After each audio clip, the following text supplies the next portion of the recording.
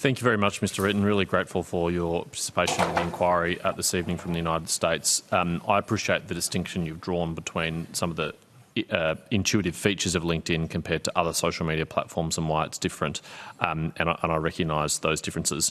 One of the unique risks, therefore, that LinkedIn is exposed to because it is a professional platform is the risk of potential cultivation and recruitment by foreign intelligence services, and we have seen one alleged incident publicly disclosed in Australia of that recently. An individual was charged in April 2013 with an act of foreign interference, and it was alleged in the facts of that case that he was initially approached through a message on LinkedIn. Now, of course, I wouldn't ask you to comment on that specific case, but speaking more generally about the risk of these kind of people being approached and cultivated on the platform, what measures does LinkedIn put in place to tackle that and address that?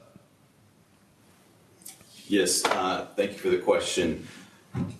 We have several measures in place to address those situations. It's something we take very seriously at LinkedIn. The first level of defense that we have are automated systems that are there to detect and prevent the creation of fake accounts in the first place. So often when you have these foreign adversary state-sponsored actors who are engaging on our platform, they are invariably doing so through a fake account. And so we invest heavily in automated measures to detect those fake accounts at creation. So when bad actors are trying to do that at scale, we are trying to detect the patterns in that fake account creation, those fake account creation efforts, and restrict them before they ever go live. Sometimes accounts may slip through that initial line of defense, and we have models running continuously on newly created accounts to try to detect them when they start engaging in behavior that is considered to be inauthentic. And so we are constantly running those models against those newly created accounts to detect them at that stage. If they are able to get through either one of those levels of defense, we have dedicated teams at LinkedIn. We have a team known as the Threat Prevention Detection team whose full-time job it is to research, uncover, and disrupt the activity of state-sponsored actors on LinkedIn. This is what they do day in and day out in the effort to try to locate these accounts and remove them before they're ever able to interact with real members on our platform and do them any harm.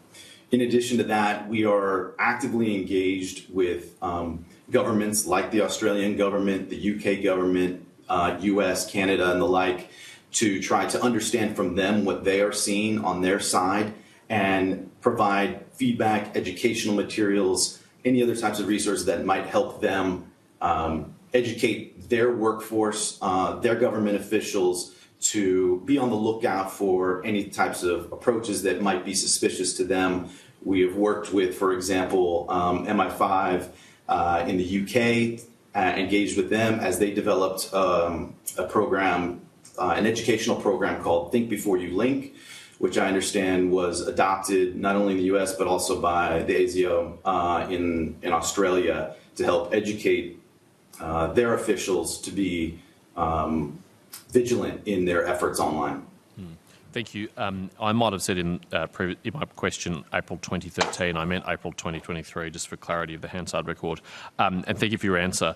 A related problem to this is the way in which, in some ways, LinkedIn is the dream of a foreign intelligence agency in trying to target individuals who are clearance holders or have access to classified information because their entire work history is up on the platform. And the Director General of ASIO, Mike Burgess, said earlier this year in his annual threat assessment speech that he's identified nearly 16,000 Australians who publicly declare that they have a security clearance on the platform and 1,000 who reveal that they work in the intelligence community.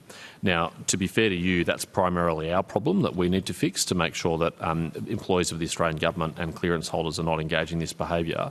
But to the extent to which LinkedIn has an interest in preventing this kind of activity on your platforms, have you thought about proactively warning people when they're uploading information about themselves when they initially onboard or update their profile on your platform, whether it's a good idea to advertise that they have a security clearance or that they work in a sensitive area?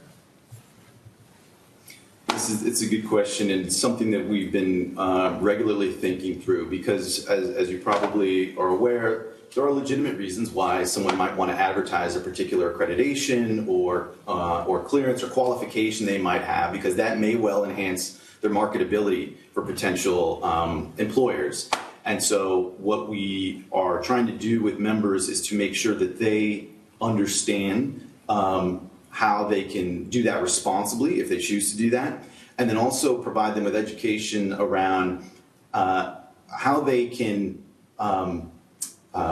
better interact confidently with accounts that may be reaching out to them. So we've rolled out features recently to help give signals to real members on our platform about the accounts that they're interacting with. One example is we have now a feature within the product where you can click on an account that may have reached out to you to understand when that account was created, when the profile photo was added, if that profile photo has been changed recently. All of those are signals to indicate sort of the genuineness of that particular account. We also have been rolling out features that help validate the accounts that are on the platform, including work email verification. So if someone purports to work for a particular company, for many companies globally, we offer the ability for those companies to validate the work email address of these accounts, and so that will be also a badge on the account that you can see as you're interacting with them. Oh, they purport to work for this large company. I see that their email is verified. That gives me a certain level of trustworthiness when I'm engaging with them. And then we also offer settings to our users so that way they can control who reaches out to them. So who can reach out to connect with them, who can reach out through messaging with them, and give them control over that aspect of their experience on LinkedIn as well. Great, thank you. Just one further question from me, then I offer the call to the Deputy Chair. Are you familiar with the government's proposed misinformation and disinformation legislation to be enforced by the ACMA, our media regulator here in Australia, and does LinkedIn have a view on whether or not this should be an enforceable code with significant financial and criminal penalties for platforms?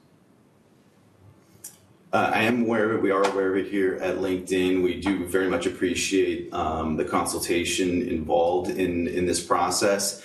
We are currently reviewing the draft bill and look forward to providing feedback with our parent company, Microsoft, on the draft bill. Okay. Thank you. Deputy Chair.